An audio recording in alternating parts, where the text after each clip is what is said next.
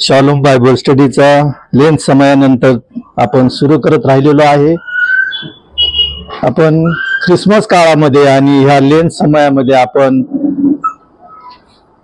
थोडा विश्राम घेत असतो, कारण सगळ्यांना लेन समयामध्ये सेवा करण्यासाठी बाहेर जावं लागतं आणि त्यासाठी आपण थोडा आपल्या लोक सुद्धा देवाची सेवा करण्यासाठी, वचनाची सेवा करण्यासाठी बाहेर जात असतात। म्हणून आपण थोडा विश्रांती घेऊन पुन्हा एकदा बायबल स्टडीला सुरुवात करत असताना आपल्या सर्वांचं मी प्रभू येशू ख्रिस्ताच्या नावात स्वागत करतो आणि आभार मानतो।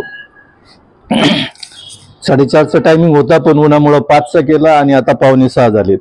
आता लवकरात लवकर थोडक्या वेळात घ्यायचं म्हटल्यानंतर तो विषय पूर्ण होतो का नाही काय सांगता येत नाही। तरी आपण लवकरात लवकर त्या गोष्टीचं मनन आणि चिंतन करणार आहोत। यावेळेस आपण पाहूया की योहान कृष्ण वर्तमान याचा 12वा अध्याय आणि 44 ते 50 हे वचन पाहूया। योहान कृष्ण वर्तमान याचा 12वा अध्याय आणि 44 ते 50 ही वचन आपण पाहणार आहोत। येशूच्या सार्वजनिक शिक्षणाचा सारांश। तेव्हा येशू उच्च स्वराने म्हणाला, जो माझ्यावर विश्वास ठेवतो तो माझ्यावर विश्वास ठेवत नाही, तर ज्याने मला पाठविले त्यावर विश्वास ठेवतो, आणि जो मला पाहतो तो ज्याने मला पाठविले त्याला पाहतो। मी जगात प्रकाश असा आलो आहे, यासाठी की माझ्यावर विश्वास ठेवणाऱ्या कोणत्याही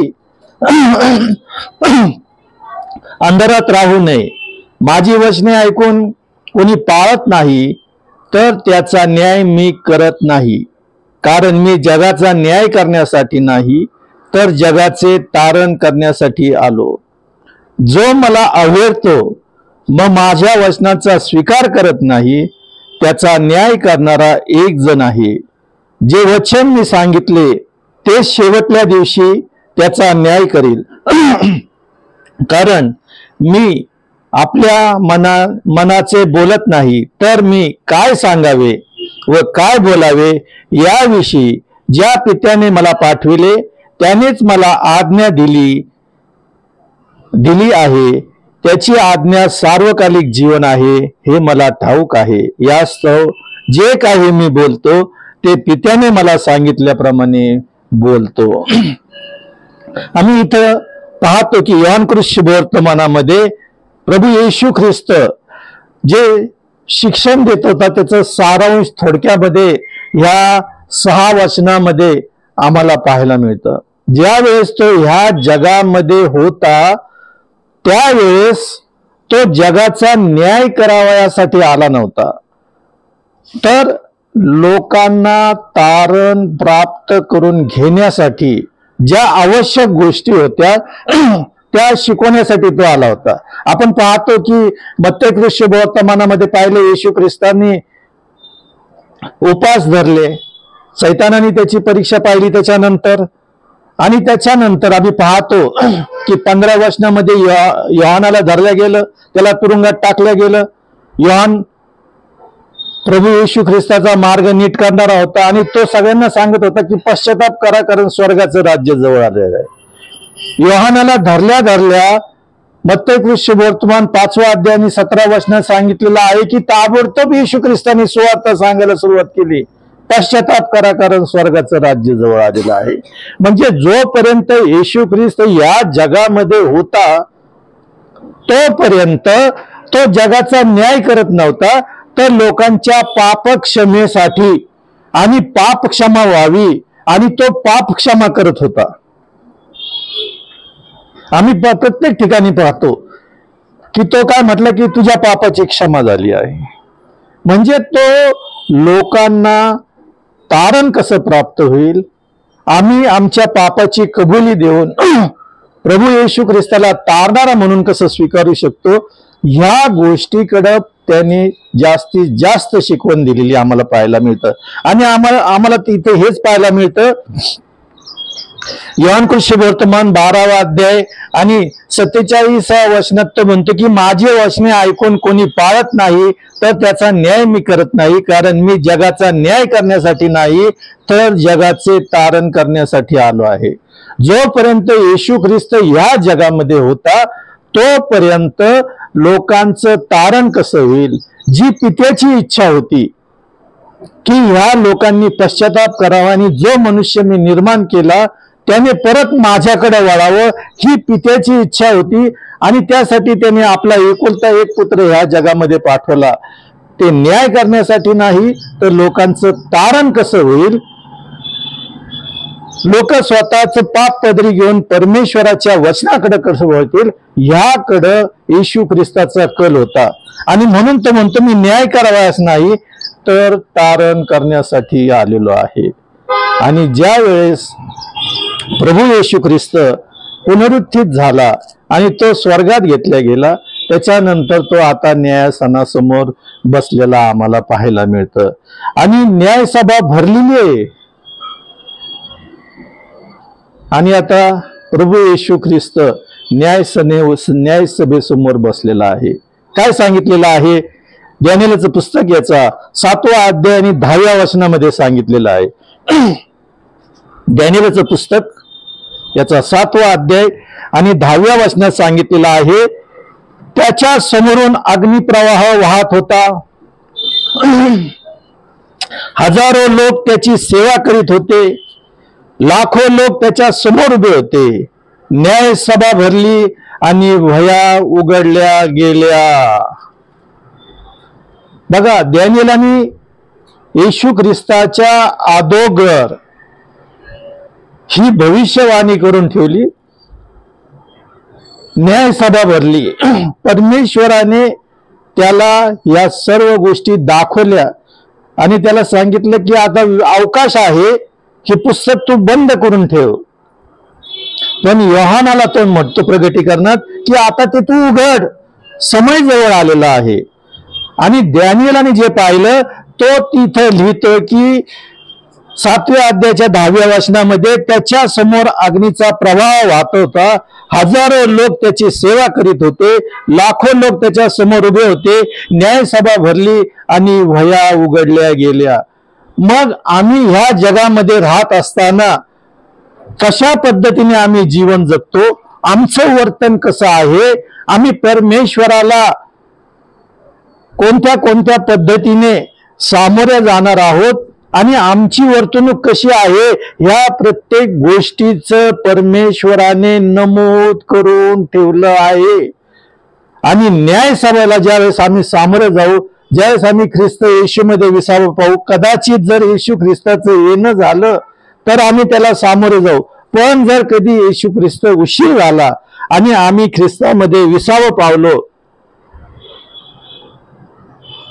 आणि न्यायसभेसमोर जर उभा राहायची पाळी आली तर ह्या वह्या खोलण्यात येणार आहे. कोणत्या कोणत्या वह्या? पहिली पुस्तक प्रगटीकरणाचं पुस्तक याचा 20वा अध्याय आणि 12 वचनामध्ये सांगितलेलं आहे, जीवनाचं पुस्तक उघडलं गेलं. प्रगटीकरणाचं पुस्तक याचा 20वा अध्याय आणि 12 वचनात सांगितलं, मग मृत झालेल्या लहान थोरास मी देवाच्या राजासनासमोर उभे राहिलेले पाहिले. त्यावेळी पुस्तक उघडले गेले. तेव्हा दुसरे एक पुस्तक उघडले गेले, ते जीवनाचे पुस्तक होते. आणि त्या पुस्तकामध्ये जे लिहिले होते त्यावरून मृतांचा न्याय ज्याच्या त्याच्या कृत्याप्रमाणे ठरविण्यात आला. मग ह्या जगात जगत असताना मी कशा पद्धतीने जीवन जगलेलो आहे, मी परमेश्वराची सेवा किती केलेली आहे, परमेश्वराच्या वचनाप्रमाणे मी माझं जीवन जगत राहिलेलो आहे का नाही, का माझ्या जीवनाद्वारे मी लोकांपुढे फक्त माझा देखावा ठेवत राहिलेलो आहे, माझं समर्पण मी देवाला केलेलं आहे का नाही, या सर्व गोष्टीच्या नोंदी देवाने लिहून ठेवलेल्या आहेत. आणि म्हणून तो म्हणतो की ह्या पुस्तकामध्ये मृतांचा न्याय ज्याच्या त्याच्या कृत्यांप्रमाणे ठरविण्यात आलेला, असं योहान प्रगटीकरणाचं पुस्तक 20वा अध्याय आणि 12 वचनात लिहितो. ह्या जीवनाच्या पुस्तकात आमचं नाव लिहिलेलं आहे का? कारण त्यावेळेस हे सर्व पुस्तक उघडण्यात येणार आहे. दुसरं, तारण पावलेल्यांची नोंद होई म्हणून सांगितलेलं आहे. पहिलं जीवनाचं पुस्तक, दुसरं तारण पावलेल्यांची नोंद होई. लूका वर्तमान याचा 10वा अध्याय 17, 18, 19 हे वचन जर आम्ही पाहिले आणि 20 वचन तिथं 17, 18, 19 वचनामध्ये सांगितलेलं आहे की येशू ख्रिस्ताचे शिष्य त्याच्याकडे आले आणि ते म्हटले की तुम्ही जे अधिकार आम्हाला दिले आहे त्यामुळे भूत सुद्धा आम्हाला वश होतात. म्हणजे त्यांना आनंद झाला एक प्रकारचा की हा अधिकारामुळं ते भूत पण वश होतात आणि सर्व काही वश होतात. आणि या सर्व गोष्टीमुळं त्यांना फार आनंद झाला. आजारी बरे झालेत, रोगी बरे झालेत, भूत वश झालेत, भूत निघून गेलेले आहेत आणि येशू ख्रिस्ताकडे ते आनंदाने येऊन सांगतात. लूका वर्तमान याचा 10वा अध्याय 17, 18 आणि 19 वचनात. 20 वचनात तो काय म्हणतो प्रभू येशू ख्रिस्त त्यांना, तथापि भूते तुम्हाला वश होतात यामध्ये आनंद मानू नका, तर तुमची नावे स्वर्गाच्या पुस्तकात लिहिली आहेत याचा आनंद माना. आज आम्ही तारण पावलेले लोक आहोत. देवाच्या वचनाप्रमाणे जीवन जगत राहिलेलो आहे. कोणत्याही गोष्टीत आम्ही आनंद मानावा तर आमचं नाव देवाच्या त्या पुस्तकामध्ये, तारण पावलेल्यामध्ये किंवा स्वर्गात जी वही लिहिली गेलेली आहे त्या वहीमध्ये आमचं नाव लिहिण्यात आलेलं आहे. याच्याबद्दल आम्ही आनंद मानला पाहिजे. पहिले आम्ही काय पाहिलं की जीवनाचं पुस्तक. दुसरी पहिली पाहिलं आम्ही की तारण पावलेल्या वहीमध्ये आमचं नाव नोंदलेलं आहे का नाही. तिसरी गोष्ट, मनुष्याच्या जीवन क्रमामध्ये म्हणजे आम्ही जीवन जगत असताना आमचं जीवन आम्ही कसं जगलेलो आहे याची नोंद वही परमेश्वराने लिहून ठेवलेली आहे. ज्याप्रमाणे मनुष्य जीवन जगला त्याची नोंद होई, त्याप्रमाणे त्या वहीमध्ये नमूद केल्याप्रमाणे आमचं न्याय होणार आहे. मनुष्याच्या जीवन क्रमाची संपूर्ण नोंद होई म्हणून सांगितलेलं आहे. तिसरं काय सांगितलेलं आहे, स्तोत्र संहिता 139 1 ते 4 वचनामध्ये सांगितलेलं आहे, हे परमेश्वरा तू मला पारखिले आहेस, तू मला ओळखतोस. देवाने आम्हाला पारखले आहे म्हणून सांगितलेलं आहे. म्हणजे देवाने ज्या वेळेस मनुष्य बनवला, पहिल्या अध्यायाच्या उत्पत्तीचं पुस्तक 1 अध्याय 26व्या वचनामध्ये तो म्हणतो, आपण आपल्या प्रतिरूपाचा आणि आपल्याशी सदृश्य असा मनुष्य निर्माण करू. आपल्या प्रतिरूपाचा म्हणजे जे माझं हे बाह्य स्वरूप दिसतं हे परमेश्वराच्या प्रतिरूपासारखं आहे, पण मी आतून आतल्या बाजूने आपल्याशी सदृश्य म्हणजे माझी आतली बाजू कुणाला दिसत नाही. माझं मन किती घाण आहे, माझ्या डोक्यात विचार किती घाणेरडे चालू आहेत, यामध्ये माझी पवित्रता आहे का नाही. त्यावेळेस आदामाने हवेला निर्माण केलं, त्यांची पवित्रता एवढी होती की ते नग्न आहेत हे त्यांना दिसत नव्हतं. एवढे ते शुद्ध आणि पवित्र होते.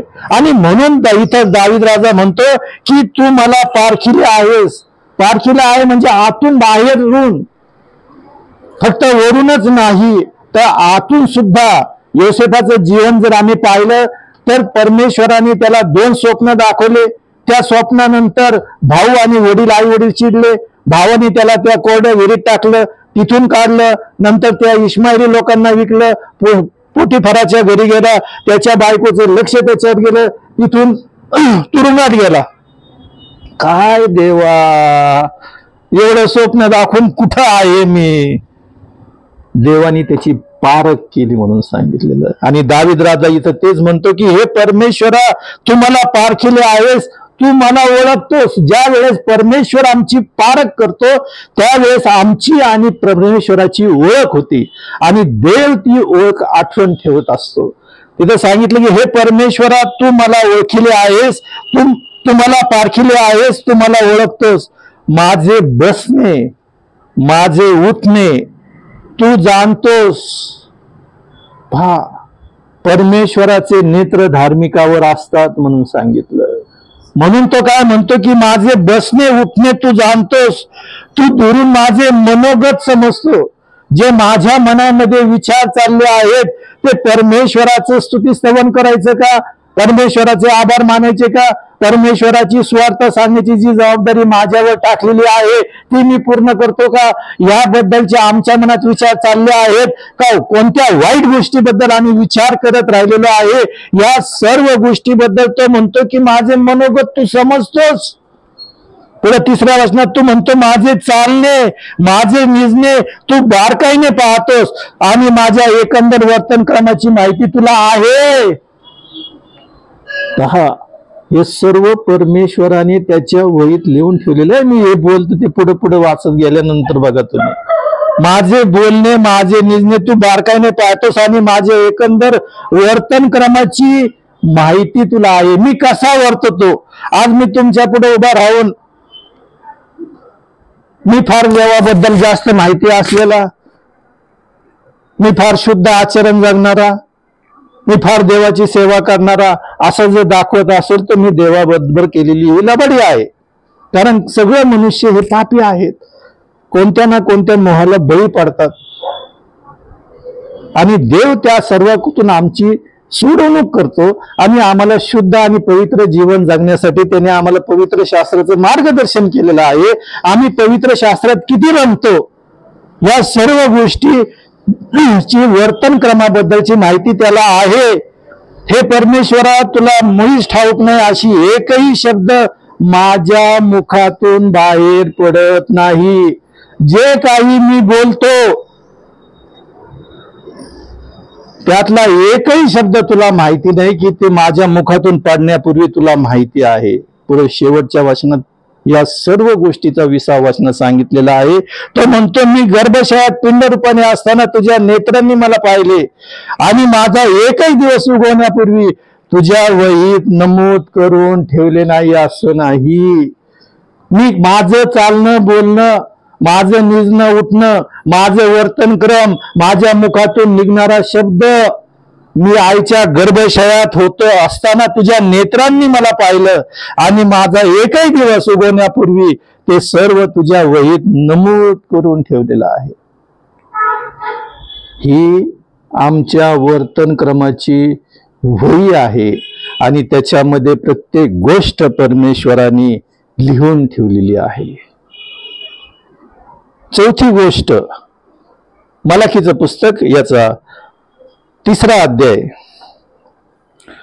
आणि 17-18 वचनामध्ये काय सांगितलेलं आपण पाहूया. मलाखीचं पुस्तक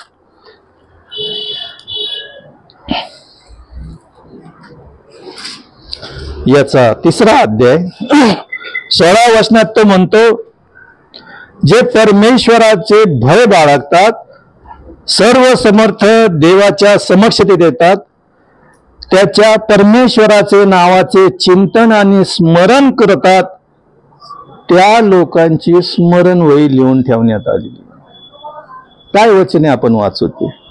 मलाखीचं पुस्तक 3रा अध्याय आणि 16 वचनामध्ये ही स्मरणवही देवाने लिहून ठेवलेली आहे की जे देवाचे भय बाळगतात, देवावर विश्वास ठेवतात, त्याच्या समक्षतेमध्ये येतात, त्याचे नावाचे चिंतन आणि स्तवन करतात, त्या लोकांची स्मरणवही देवाने लिहून ठेवलेली आहे. बघा, मलाखीचं पुस्तक 3रा अध्याय आणि 16 वचनामध्ये सांगितलेलं आहे, तेव्हा परमेश्वराचे भय बाळगणारे एकमेकाशी बोलले, ते परमेश्वराने कान देऊन ऐकले आणि परमेश्वराचे भय धरणारे व त्याच्या नावाचे चिंतन करणारे यांची एक स्मरणवही त्याच्या पुढे लिहिण्यात आली. 17 आणि 18 वचन वाचा बरं. सेनाधीश परमेश्वर म्हणतो मी नेहमी त्या दिवशी ते माझा खास निधी होती. जे देवाचं भय बाळगतात, त्याच्या नावाचं मनन आणि चिंतन करतात, त्याचं स्मरण करतात, ते माझे खास निधी होतील. पुढं जसा कोणी आपली सेवा चाकरी करणाऱ्या पुत्रावर जशी आपली सेवा चाकरी करणाऱ्या पुत्रावर दया करतो तसा मी त्याचवर दया करीन. जे परमेश्वराचं भय धरतात, त्याचं स्मरण करतात, त्याचं चिंतन करतात, त्याच्या वचनाप्रमाणे आपलं वर्तन शुद्ध आणि पवित्र जीवन जगतात, त्या सर्वांवर देव दया करणार आहे. पुढं मग तुम्ही वळाल आणि धार्मिक व दुष्ट यांच्यातला आणि देवाची सेवा करणारा व सेवा न करणारा यांच्यातला भेद तुम्हाला कळेल. ह्या गोष्टीचं स्मरण होईत परमेश्वरांनी लिहून ठेवलेलं आहे. मी जर देखावा करत असेल तर त्याची शिक्षा देव मला नक्की देणार. आणि जर मी देवाला संपूर्ण समर्पण करून देवाच्या वचनाप्रमाणे देवाची सेवा करत असत तर देव मला नक्की आशीर्वाद देणार. ह्याची आठवण आम्ही ठेवली पाहिजे, कारण हे देवाचं वचन आहे आणि ते कधीच नष्ट होणार नाही. कारण त्याने स्वतःपेक्षा स्वतःच्या वचनाला अधिक महती दिली आहे म्हणून सांगितलेलं आहे. ही नोंद होई, स्मरण होई, परमेश्वराने लिहून ठेवलेली आहे. चौथी, जर आम्ही मंदिरामध्ये जे कार्य केलेलं आहे, चांगले किंवा वाईट, याची नोंद देव करून ठेवतो. देवाची व पवित्र जनांची आम्ही जी सेवा करतो, मंदिराची, देवाने जी सुवार्तेची आमच्यावर जबाबदारी दिलेली आहे, या सर्व प्रकारची सेवा कार्य देवावर प्रीती करणं, याचा हिशोब यात आहे. आमच्या कर्माचा हिशोब यावरून आम्हाला मिळणारे पारितोषिक ठरणार आहे. याची नोंद परमेश्वर ठेवणार आहे म्हणून सांगितलेलं आहे. ज्यावेळेस आम्ही नेहम्याचं जीवन बघतो आणि तो अशूरच्या काळामध्ये तो राजाचा पेलेदार होता आणि जे लोक यरूशलेमेमधून येत होते त्यांच्याबद्दल तो विचारत होता. पहिल्या अध्यायात सांगितलं. आणि त्या लोकांची विचारपूस करत असताना तो म्हणतो की जे लोक दास्यातून आले त्यांची फार वाईट अवस्था आहे. यरूशलेमेचं मंदिर धूळधाण झालेलं आहे. आमच्या पूर्वजांच्या कबरा उघड्या पडलेल्या आहेत. आमच्या यरूशलेमेच्या विषयी जळून खाक झालेल्या आहेत. आणि ज्या वेळेस तो हे ऐकत असतो त्यावेळेस तो म्हणतो की मनातून मी रडलो, देवाकडे प्रार्थना केली, देवाची उपासना केली, देवाकडे आणि आमचं जे काही आमच्या पूर्वजांनी देवाला सोडलेलं होतं त्याच्याबद्दल मी देवाकडे आळवणी करून आम्ही आमच्या पापाबद्दलचा अंगीकार केला. आणि आता जे लोक येत राहिलेले आहे त्यांचं स्मरण आणि त्यांची आठवण आणि त्यांना इतकी वाईट परिस्थिती त्यांची आहे त्याच्याबद्दल त्याच्या तोंडावर एक प्रकारचं म्हणजे मायुसी आली होती की नाराज होता तो. आणि ज्या वेळेस राजाकडे तो गेला तर राजा त्याला म्हणतो की तुझी तब्येत ठीक नाही का? तो म्हणतो तसं काही नाही. पण मग तो हे सगळं यरूशलेमेचं कथन करतो. राजाच्या मनात देव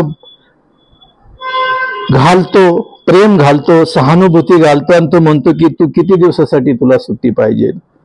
आणि त्यावेळेस तो त्या नेहम्या आपल्या पुस्तकात सांगतो की तो यरूशलेमेत आला. त्यांनी कोट बांधायला सुरुवात केली, वेशी उभारायला सुरुवात केली. एज्रा याजकाच्या द्वारे परमेश्वराने जे काही कथन केलं होतं ते त्यांनी सांगितलं. रात्रीच्या 2 वाजेपासून तर दिवसाच्या दुसऱ्या प्रहरापर्यंत, म्हणजे 6 ते 9 पहिला प्रहर, 9 ते 12 दुसरा प्रहर, आणि रात्रीपासून तर दुसऱ्या प्रहरापर्यंत त्या याजकासमोर आणि नेहम्यासमोर उभा राहून देवाचं वचन, मोशेने जे नियम सांगितले होते ते एज्रा शास्त्रीने याजकाने त्या समजून सांगितलं. ते लोक हेल काढून रडू लागले आणि पुन्हा देवाच्या मार्गाकडे वळाले. आणि आम्हाला पाहायला मिळतं की नेहम्याचं पुस्तक याचा 13वा अध्याय आणि 14 वचनामध्ये तो म्हणतो की जे काही परमेश्वराच्या मंदिरात उपासना करण्याची पद्धत होती ती नेहम्याने लावून दिली म्हणून सांगितलेलं आहे. आणि जे काही मंदिरातले चांगले काम करणारे होते त्यांना पुन्हा एकवट करून परमेश्वराच्या मंदिरामध्ये त्यांना सेवेसाठी त्या लेवी वंशजाला आणून उभं केलं. सांगितलेलं आहे की त्या लेवी वंशजाला पगार देत नव्हते, त्यांची उपासमार होती ती, म्हणून ते शेतात कामाला गेलते. ज्या वेळेस हे नेहमीने ऐकलं त्यावेळेस त्यांनी धरून आणलं आणि त्यांना त्या मंदिराच्या कोठारातून सर्व गोष्टी पुरवून दिल्या आणि त्यांना पुन्हा सेवेसाठी उभं केलं. त्यावेळेस या सर्व गोष्टी त्याने मंदिरासाठी, यरुशलेमेसाठी आणि देवाच्या सेवेसाठी आणि मंदिरात जी उपासना होती ती सुरू करण्यासाठी त्याने प्रयत्न केले. आणि हे प्रयत्न करत असताना तो 13वा अध्यायाच्या 14 वचनात म्हणतो, हे देवा, हे माझ्या देवा, या कामगिरीबद्दल माझे स्मरण ठेव. माझ्या देवाचे मंदिर व त्यातील उपासना या संबंधाने चांगली कामे मी केली आहे ती पुसून टाकू नकोस. जे काही आम्ही देवाच्या मंदिरासाठी, त्याच्या उपासनेसाठी आणि जे काही चांगले काम करू, कोणी आम्हाला नावं ठेवले तरी चालेल, पण आम्ही ते काम केलंच पाहिजे. लोक आमचा द्वेष करतील, लोक आम्हाला नावं ठेवतील, पण नेहम्या म्हणतो, देवा तू हे पुसून टाकू नकोस. आणि देव कधीच पुसून टाकणार नाही. म्हणून पौल इब्रिकरस पत्र याचा 6वा अध्याय 10व्या वचनामध्ये म्हणतो, कारण तुमचे कार्य व तुम्ही पवित्र जनांची केलेली व करत असलेली सेवा आणि तुम्ही देवावर दाखवलेली प्रीती हे विसरून जाण्यास तो अन्यायी नाही. पहा, जे काही आम्ही काम करतो ना त्याचं स्मरण देव ठेवत असतो. लोकांनी आम्हाला काही म्हणू, नावं ठेवू, आम्हाला काही बोलू, आमच्या विरोधात जरी आमचा समाज गेला, पण जे देवाचं वचन आहे ते आम्ही परखडपणे कुणाची भीती न बाळगता सांगितल्यानंतर देव आम्हाला आशीर्वादित केल्याशिवाय कधीच राहत नाही. कारण देव अन्यायी नाही हे पौल इब्री येथील मंडळीला सांगतो. आणि म्हणून 1 कोरिन्थीकरस पत्र याचं 15वा अध्याय आणि 8व्या वचनामध्ये सांगितलेलं आहे. पौल म्हणतो, प्रभूमध्ये तुमचे श्रम व्यर्थ नाही, तुम्ही हे जाणून आहात, म्हणून तुम्ही स्थिर, आदर आणि प्रभूच्या कामात सर्वदा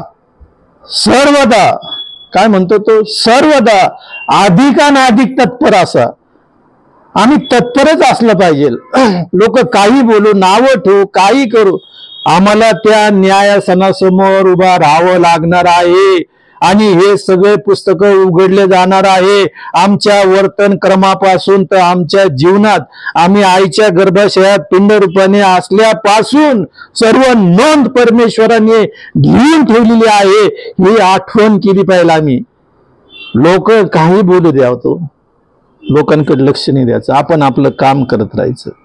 देवाच्या सेवेसाठी आपण उभा राहिलो ना, मग आम्ही ती सेवाच करायची. देव प्रतिफळ देणार आहे आम्हाला. देव कधीच आम्हाला निराश करणार नाही.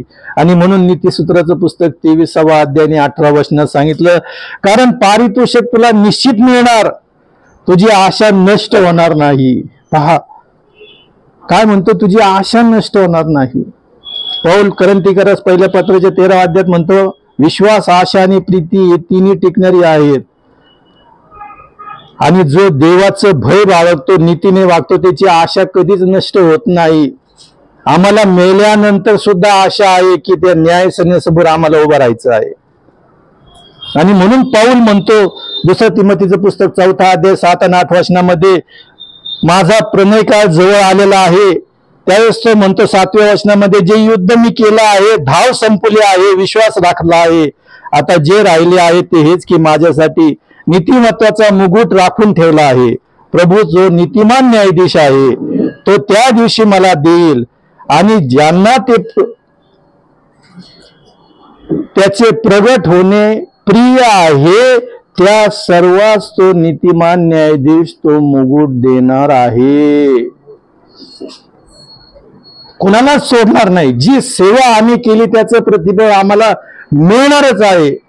आम्ही पाहतो की इब्री पत्र 13वा अध्याय 11वा अध्याय आणि 13 वचनामध्ये सांगितलेलं आहे की जी देवाची सेवा, जी 11वा अध्याय जर पाहिला तर विश्वासाबद्दल सांगितलेले आहे आणि जे विश्वासू देवासंगती होते त्यांची लिस्ट तिथे लिहिलेली आहे. आणि परमेश्वराने सांगितलं तिथं 11व्या अध्यायाच्या 13 वचनामध्ये की ह्या लोकांना प्रतिफळ मिळालं नाही, जे सेवा कार्य केलं त्याचं प्रतिफळ त्यांना मिळालं नाही, पण देवाने त्यांना दाखवलं की तुम्हाला देव कोणत्या कोणत्या गोष्टींनी आशीर्वादित करणार आहे, प्रतिफळ देणार आहे. देवाने त्यांना दाखवलं, त्यांनी ते प्रतिफळ पाहिलं आणि देवाला नमन केलं की खरोखर परमेश्वरा, जे सार्वकालिक जीवनामध्ये प्रतिफळ ठेवलेलं आहे त्याबद्दल आम्ही तुझा धन्यवाद करतो. आणि त्यांची आशा नष्ट झाली नाही, ते प्रतिफळ त्यांना स्वर्गात मिळालं म्हणून सांगितलं. म्हणून आमची आशा नष्ट होणार नाही.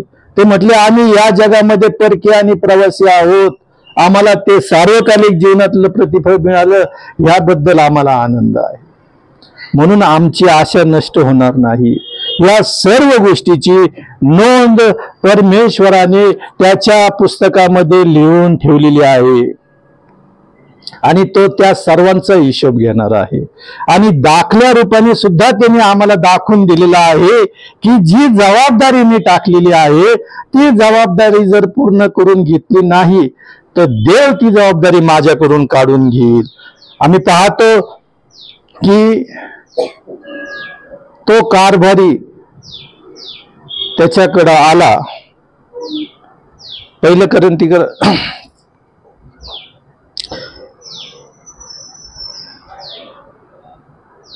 जो कारभार आम्हाला देवाने सोपवला त्याचा हिशोब तो मागणार. त्याच्यासाठी तो कारभारी विश्वासू असला पाहिजे.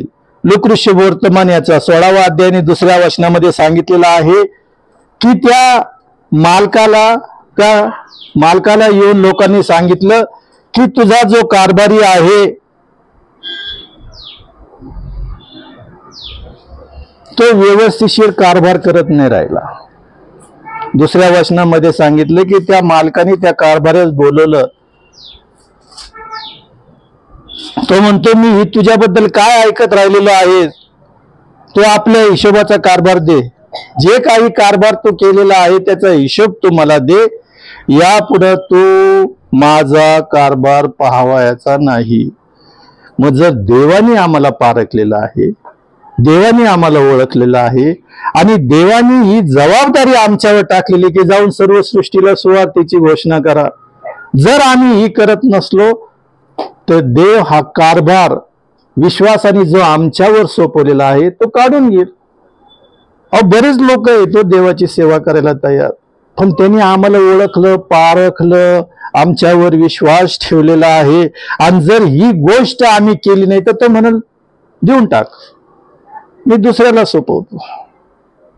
मग जर देवाने विश्वास दाखवला तर आम्ही तो कारभार करणं गरजेचं आहे. म्हणून पाऊल पहिलं करंथीकरास पत्र 4था अध्याय 1 आणि 2 वचनामध्ये म्हणतो आम्ही ख्रिस्ताचे सेवक, देवाच्या रहस्याचे कारभारी आहोत असे प्रत्येकाने आपल्याला मानावे.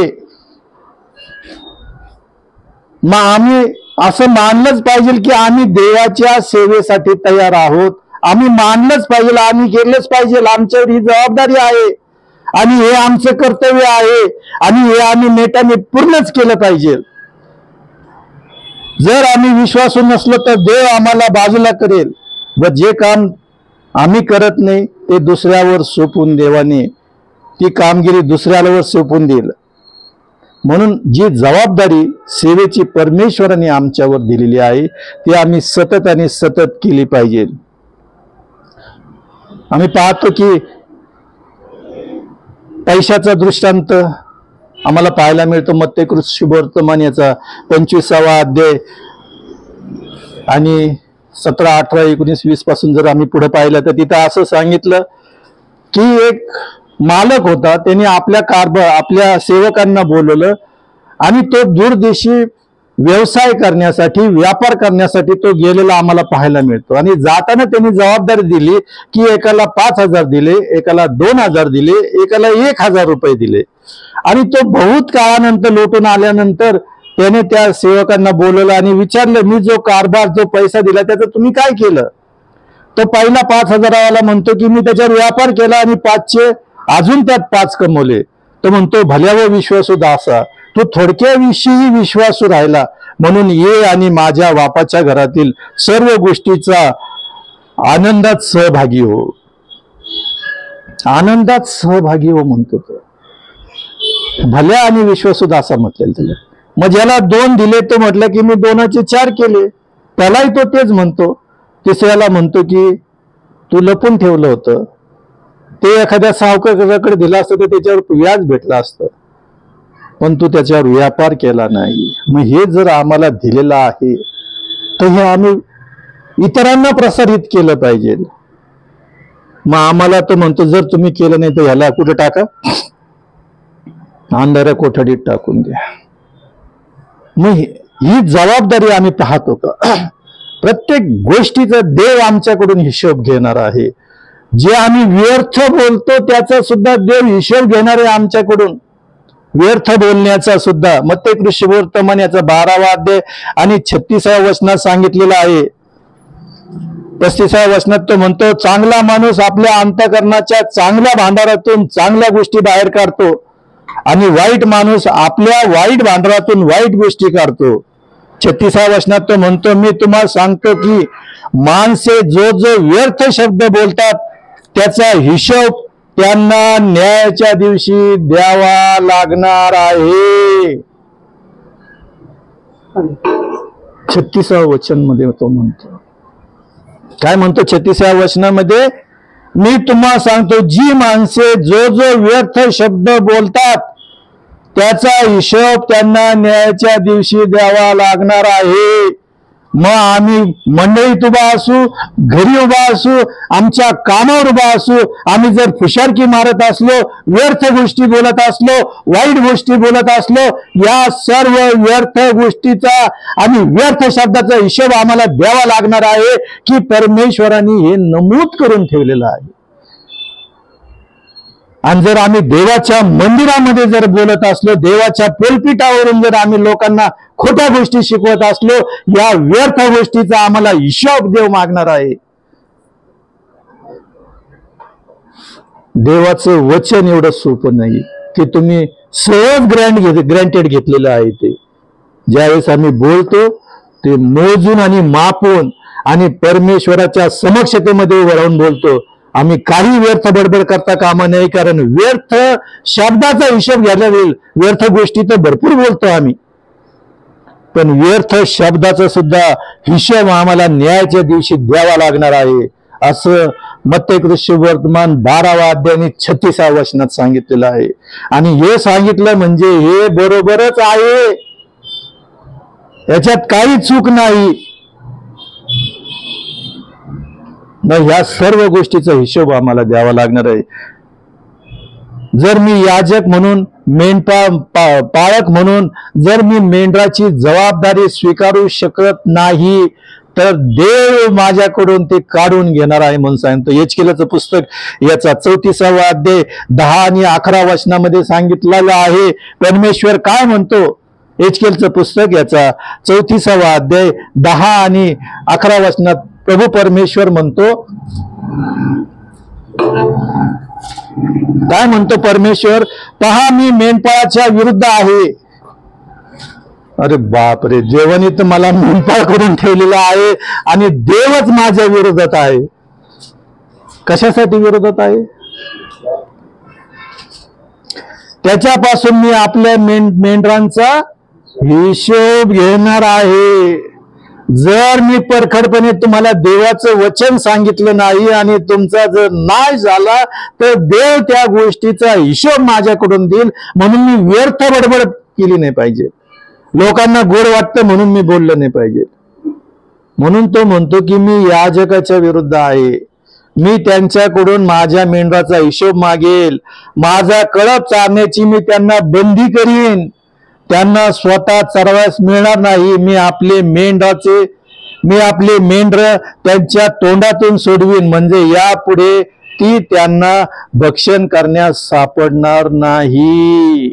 कारण प्रभू परमेश्वर म्हणतो, पहा मी स्वतः आपल्या कळपाचा शोध करीन आणि त्यांना हुडकून काढीन, शोधून काढल आणि त्यांना परमेश्वराच्या संगतीमध्ये तारण करून त्यांना त्या सार्वकालिक जीवनात तो घेऊन जाणार आहे.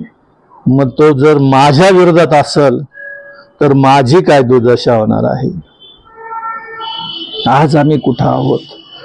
तो आम्हाला आमच्या प्रत्येक गोष्टीचा हिशोब घेणार आहे. आमच्याकडे प्रत्येक गोष्टीचा आम्ही पाहतो की लूका वर्तमान याचा 11वा अध्याय आणि 51 वचनामध्ये सांगितलं, हाबिलाच्या रक्तापासून वेदी व पवित्र स्थान यांच्यामध्ये ज्या जखऱ्याचा घात झाला त्याच्या रक्तापर्यंतचा पडलेला त्याचा हिशोब त्या पिढीपासून घेतला जाण्यात यावा.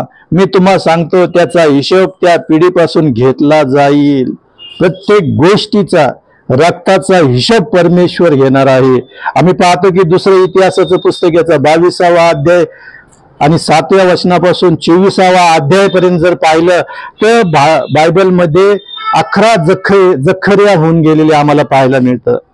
आणि ह्या जखऱ्याला देवाच्या मंदिरामध्ये ह्या याजकाला दगडमार करून मारण्यात आलेला आहे.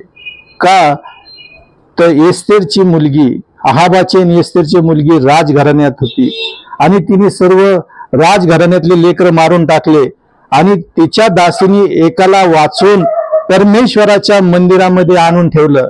आणि याजकाशिवाय राजे आणि कोणीही जरी असले तरी त्यांना पवित्र स्थानात जाण्याची परवानगी नव्हती. तिने आणून त्या पवित्र स्थानात ठेवलं. याजकाने त्याला सांभाळलं आणि तो 7 वर्षाचा त्या पवित्र मंदिरामध्ये झाल्यानंतर त्याला बाहेर काढलं आणि त्याचा राजा म्हणून नियुक्त केलं. आणि तो राजासनावर बसल्यानंतर तिचं कत्तल करण्यात आलं. आणि ह्या याजकाने त्याचा सांभाळ केला. आणि हा याजक जोपर्यंत होता तोपर्यंत तो देवाच्या वचनामध्ये नीट चालत होता म्हणून सांगितलं. तो याजक मेला आणि तो बहकला गेला. तो मूर्तीपूजेच्या मागे लागला, वाईट वाईट गोष्टी तो करू लागला. त्याचा मुलगा जखऱ्या तिथं याजक म्हणून आला आणि त्याने लोकांना आणि त्याला सांगितलं. त्यावेळेस लोकांनी त्यांचं ऐकलं नाही. त्या याजकाला, त्या जखऱ्या याजकाला लोकांनी मंदिरामध्ये दगडमार करून मारून टाकलं. म्हणून तो परमेश्वर इथं लूका वर्तमानाच्या पुस्तकामध्ये म्हणतो, मी त्या रक्ताचा जाप त्या पिढीपासून घेणार आहे. लूका 11:51 मध्ये आम्हाला पाहायला मिळतं. प्रत्येक गोष्टीचा जाप परमेश्वर ज्याच्या त्याच्या पिढीपासून त्या लोकांपासून घेणार आहे. आम्हाला रक्ताचा जाप द्यावा लागणार आहे. आम्ही पाहतो की मत्तेय वर्तमान याचा 27वा अध्याय 24, 25 आणि 26 वचनामध्ये आम्हाला पाहायला मिळतं की ज्या वेळेस येशू ख्रिस्ताला न्याय सभेसमोर उभा करण्यात आलं पिलातापुढं आणि त्या मुख्य याजकापुढं, त्याला त्या लोकसमुदाय एवढ्या मोठ्याने ओरड करत होते आणि सांगितलं की त्याला वधस्तंभी खिळा. त्यावेळेस तो पिलात म्हणतो की ह्याच्यातही मला काही दोष आढळत नाही, हा निर्दोष असा आहे.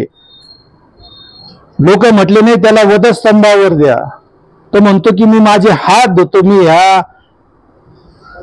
निर्दोष व्यक्तीच्या रक्तातून मी माझे हात धुतो. त्यावेळेस ते लोक म्हटले की ह्याचं रक्त आमच्यावर आणि आमच्या मुलाबाळावर यावं. सहज व्यर्थ शब्द बोलून गेले. ते सहज बोलले,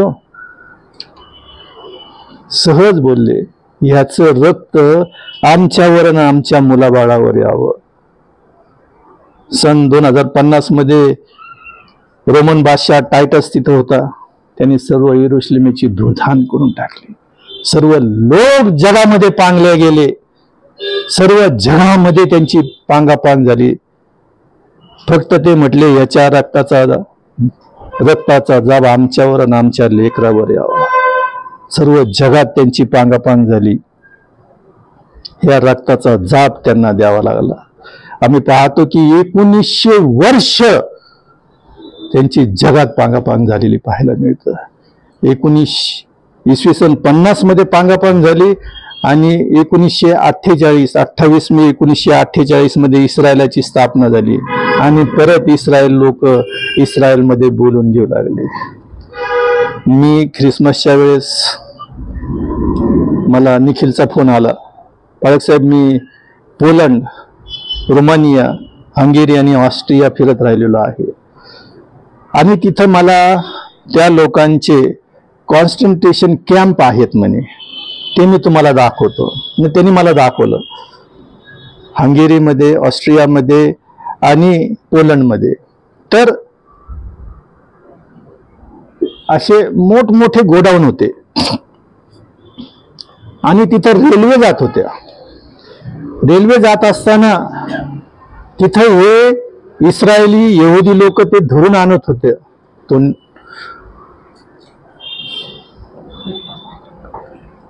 आणत होता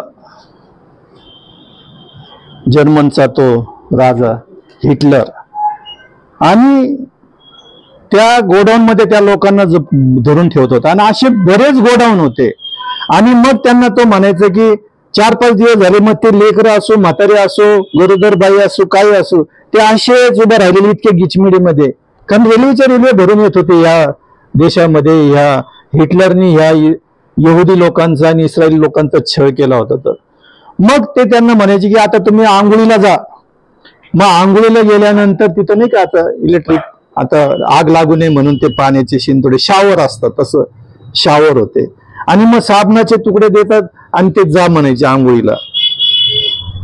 गेल्यानंतर त्या शावरच्या इथून गॅस येत होता म्हणून सांगितलं आणि ते तर फुडून मरत होते. तर त्यांनी सांगितलं की हे बघा, या भिंतीवर त्यांनी असे नखाने ओरडलेले आहेत, ते नखाचे चिन्ह तुम्हाला असं जवळून दाखवतो, बघा पाळक साहेब हे कसे आहेत.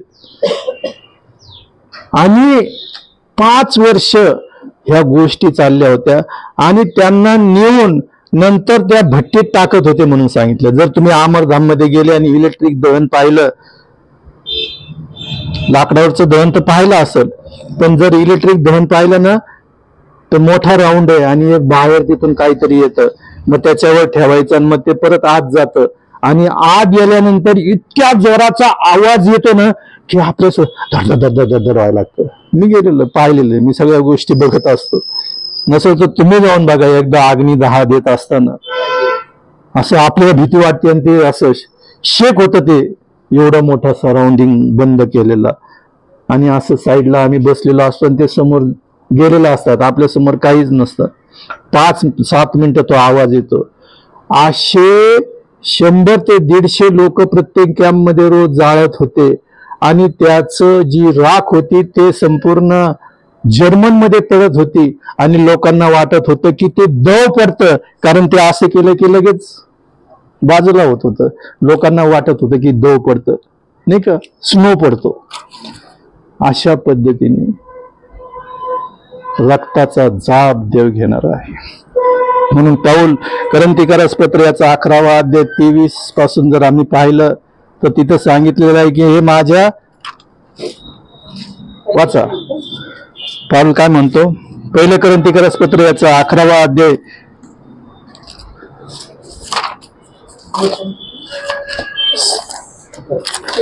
23 पासून जर पाहिलं, 23 ते 27, कारण जे मला प्रभूपासून मिळालेले आहे तेच मी तुम्हाला सांगितले आहे की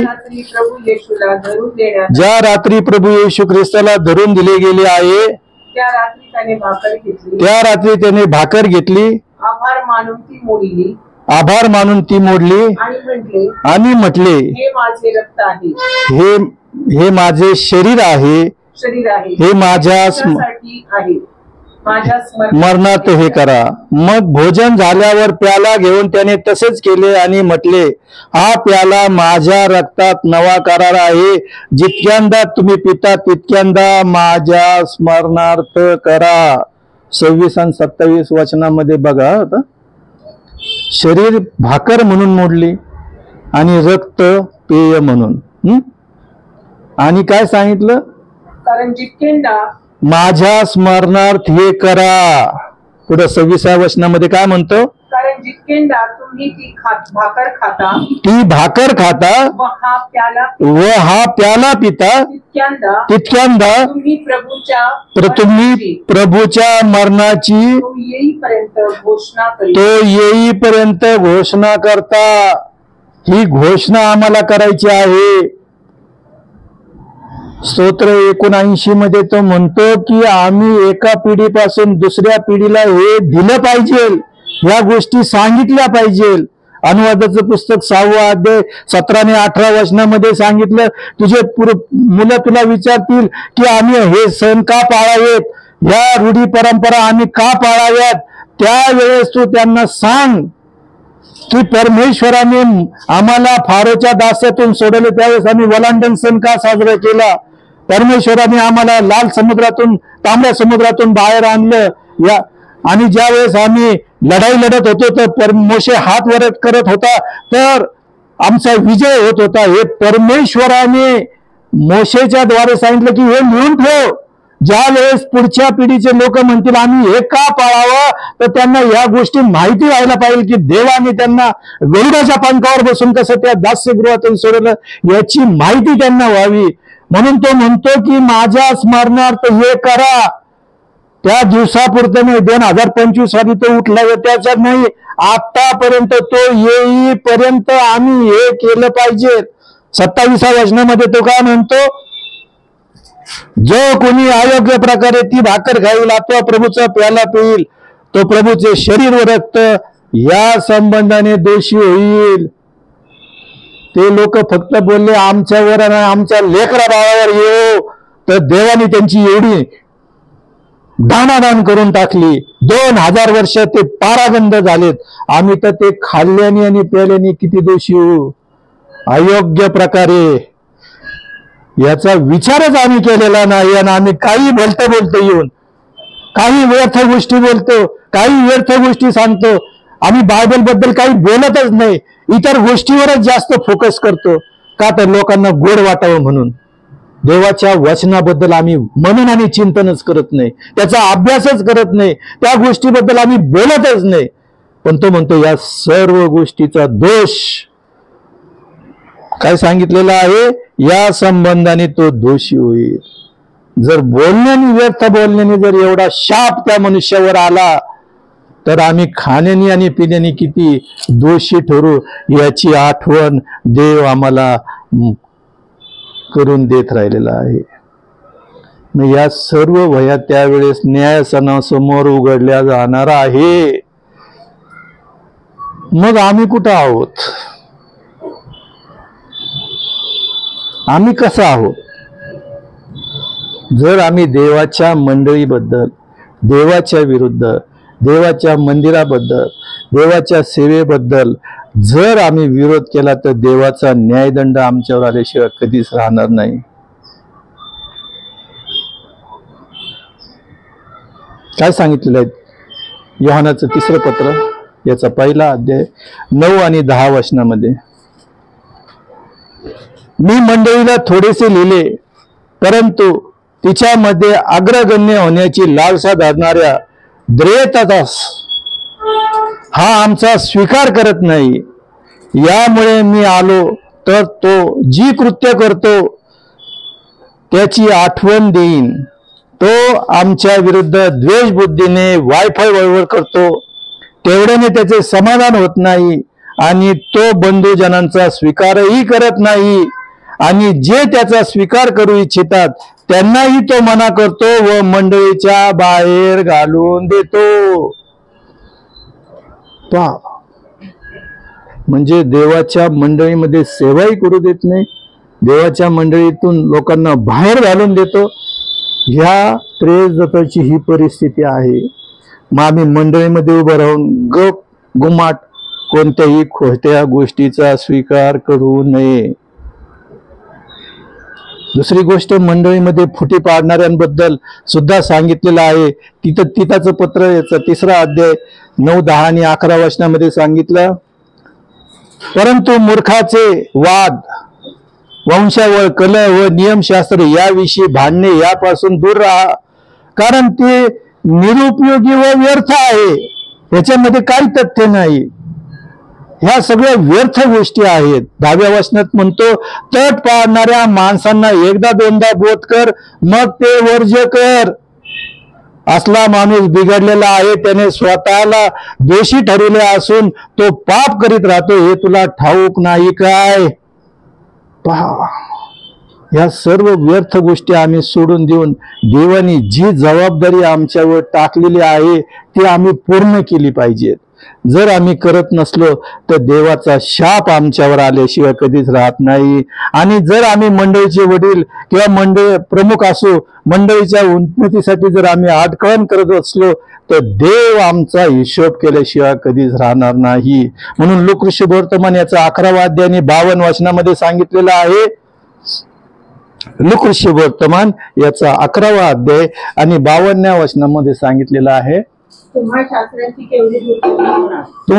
शास्त्रांची केवढी दुर्दशा होणार, कारण तुम्ही ज्ञानाची किल्ली घेऊन गेला. कारण तुम्ही ज्ञानाची किल्ली घेऊन गेलेला आहेत. हे जे पवित्र शास्त्र आहेत, या शास्त्रामध्ये तुम्ही पारंगत आहे असं स्वतःला मानतात. देवाच्या वचनाचा गूढ अभ्यास तुम्ही करतात, त्याच्यामध्ये तुम्ही पारंगत आहात. आणि या सर्व गोष्टीची तुम्हाला माहिती असून तो काय म्हणतो, ज्ञानाची किल्ली तुमच्याकडे घेऊन गेलात. तुम्ही स्वतः आत गेला नाही, तुम्ही स्वतःही स्वर्गात गेले नाहीत, व जे आत जात होते व जे आत जाऊ देत ते त्यांनाही तुम्ही प्रतिबंध केलेला आहे. किती दुर्दशा! आम्ही देवाचं वचन स्पष्ट सांगूच शकत नाही. किती आमची दुर्दशा आहे.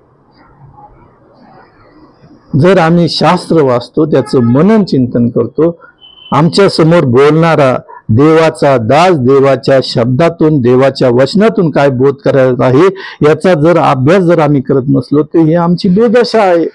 आम्ही लोकांना पण आडखळण करून बसलेलो आहे. त्यांनाही सत्यवचन समजू देत राहिलेलं नाही, त्यांनाही देवाच्या वचनापासून भळकून नेत राहिलेलो आहे. आमची किती दुर्दशा होणार. ते सुद्धा गेले नाहीत आणि दुसऱ्यालाही जाऊ दिले नाही, कारण देवाचं वचन तुम्ही सांगितलंच नाही देव लोकांना. हो, तुम्ही स्वतःच्याच डॉक्टरीन्स आणलेले आहेत. शमूएलाच्या पुस्तकामध्ये सांगितलेलं आहे, 1ल्या अध्यायाच्या 2ऱ्या अध्यायाच्या 17-18 वचनामध्ये याजकाने स्वतःचे नियम लावून घेतले होते म्हणून सांगितलेलं आहे. स्वतःचे म्हणजे जे नियम होते अर्पणाचे, त्याच्यात बदल केला होता. अर्पण करण्याच्या अगोदरच तो याजकाचा सेवक याचा आणि तो मारायचा मांस आणि घेऊन जात होता म्हणून सांगितलं. जर तो उपासक त्यांना म्हटलं, अरे बाबा हे जर देवाला अर्पण करू द्या नंतर घेऊन जा, तो दादागिरी करून घेऊन जात होता, कारण याजकाने स्वतःचे नियम लावले होते. आज आम्ही सुद्धा स्वतःचे नियम लावलेले आहेत. देवाच्या वचनाचा अभ्यास न करता हा बोलला, तो बोलला, तो बोलला आणि आम्ही तसंच बोलायला सुरुवात करतो. पुढे मत्ते शुभवर्तमान 23वा अध्याय 13 वचनामध्ये सांगितलं, अहो शास्त्रांनो, मत्ते शुभवर्तमान 23वा अध्याय 13 वचनामध्ये, अहो शास्त्रांनो, अहो पुरुषांनो, ढोंग्यांनो, तुमची केवढी दुर्दशा होणार आहे, कारण तुम्ही लोकांना स्वर्गाचे राज्य बंद करता. तुम्ही स्वतःही आत जात नाही व आत जाणाऱ्यांनाही आत जाऊ देत नाही. कडक भाषात देवाने सांगितलेलं आहे, प्रभू येशू ख्रिस्तानी. तुम्ही स्वर्गाच्या राज्यात लोकांनाही जाऊ देत नाही आणि तुम्ही स्वतःही जात नाही. आज आम्ही कुठं आहोत? न्यायसनासन भरलेला आहे आणि वह्या उघडल्या गेलेल्या आहेत. आमची प्रत्येक नोंद देव करून ठेवत राहिलेला आहे. आज आम्ही कुठं आहोत? नसल तर देवाच्या त्या स्मरण वहीत आमचं नाव असलं पाहिजे. मोशेला देव काय म्हटला, तो मोशेला निर्गमचं पुस्तक 32वा अध्याय शेवटचं वचन 32 आणि 33 वचनामध्ये तो म्हणतो, मोशे परमेश्वराला म्हणाला, तरी तू आता यांच्या पातकाची क्षमा करशील तर, न करशील तर तू लिहिलेल्या वहीतून माझं नाव काढून टाक. त्या लोकांनी जे वासरू केलं होतं त्या वासराबद्दल तो लिहितो आणि परमेश्वराकडे तो मध्यस्थी करतो आणि तो म्हणतो, तरी आता तू त्यांच्या पातकाची क्षमा कर, तर न करशील तर तू लिहिलेल्या वहीतून मला काढून टाक. 33 वचनात परमेश्वर मोशेला म्हणतो, परमेश्वर मोशेला म्हणाला, ज्या कोणी मजविरुद्ध पातक केले आहे त्यालाच मी आपल्या वहीतून काढून टाकणार आहे. जर मी पातकच केलं नाही तर देव मला त्या स्मरण वहीतून काढून टाकणार नाही. आज आम्ही कुठं आहोत प्रियांनो? दानिएलाने पाहिलं,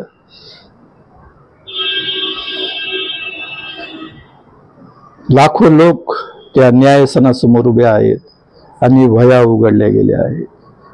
मग आमचं नाव आहे का नाही? पाहिजे ना. नाही तर मग काय, आम्ही पण त्या पुरुषांसारखंच आम्ही गेलो नाही आणि लोकांना घालवलं केवढी आमची दुर्दशा. म्हणून परखड, व्यवस्थित, योग्य ते वचनच लोकांना सांगा, नाही तर आमची दुर्दशा अजून वाईट होणार. देव करो आणि या वचनातून देव आम्हा सर्वांना मार्गदर्शन करो, कारण आम्ही सर्व देवाचे अभ्यासू लोक आहोत. अजून बोलायचं होतं पण आता बराच उशीर झाला.